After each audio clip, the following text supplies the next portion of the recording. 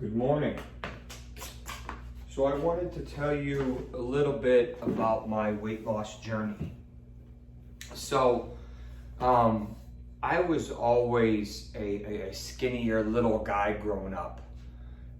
Even through most of my undergrad, I was smaller. Barely 150 pounds. And then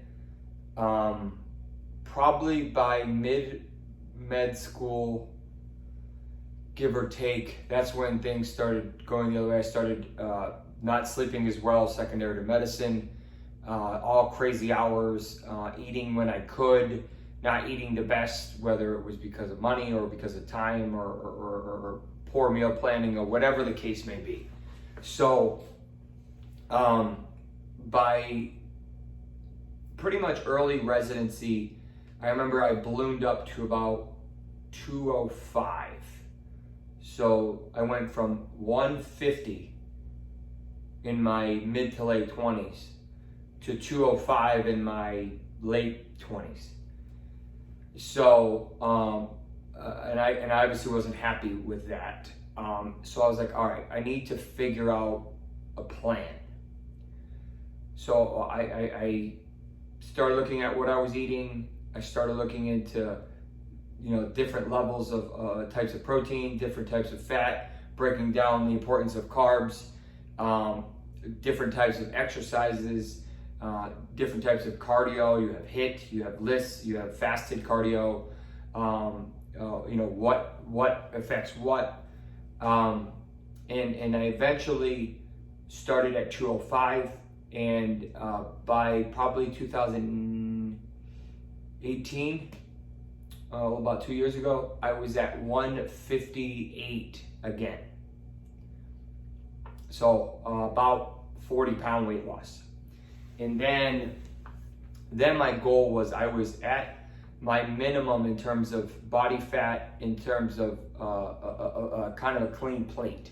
And then I started to build back up. I wanted to be between 175 and 180 in terms of overall body weight, but I also wanted to be much larger and put muscle mass on. I always thought I was too skinny per se. That's exactly what I did. So it took about 2 years, but we hit 180 about a month ago. And then I started cutting again, because even though bulking and gaining muscle is pretty lean if you do it properly, it's hard to build muscle and lose fat at the same time. You're telling your body to do two different things, and it doesn't always work like you want it to. The biggest thing for me was about a year ago. I said, all right, I need to check my hormone levels. I need to check where my levels are. That was what changed it for me, because I realized that my hormone levels were all off.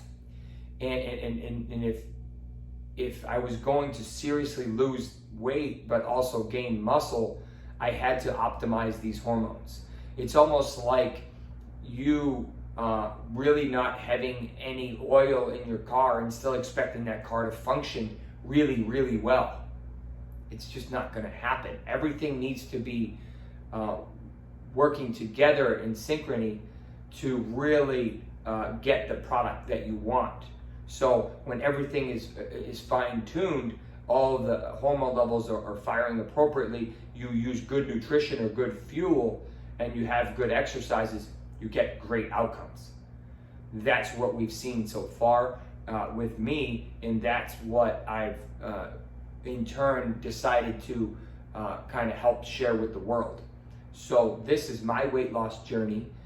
Everyone's is a little different, whether you're a stress eater, whether you just have bad genetics and you don't, it's really hard for you to lose weight. I probably went through 10 different things, different types of exercise regimens, changing my diet around, eating high carb, eating low carb, carb cycling. I mean, we tried so many things to figure out what worked for me. And that's the tricky part. This is not easy. If it was easy, everyone would be doing it. And everyone would be skinny because it would be easy to lose weight. It's not. This is a very complicated issue. And that's why I created my ebook, to help some of that. That's only a piece of it. It's impossible for me to put everything into writing format. I don't even know how long it would be. But that gives you a basis. And then you have to keep testing your body and see, all right, am I responding to this plan? You give it a month or a couple weeks, and if you're not responding, you switch it up and try something different. And then you just continue to go ebb and flow until you finally see the results that you want. This is not a sprint. This is a marathon. This is a long journey. But in the end, your health and your well-being depends on it. If your joints are shot by the time you're 45 or 50 because you're overweight, your body's taking a beating, what kind of life is that in the second half of your life, if we're assuming we're living to 70, 80, 90? Are you really going to want bilateral knee replacements by the time you're 50? You're going to need another set by the time you're 70. What about your hips? What about your back? So take the weight off. It helps so many things. Diabetes, cholesterol, blood pressure. The list goes on. You decrease your risk for AFib. You decrease your risk for a stroke, for heart attacks. It's literally countless. If you don't have good health, what do you have?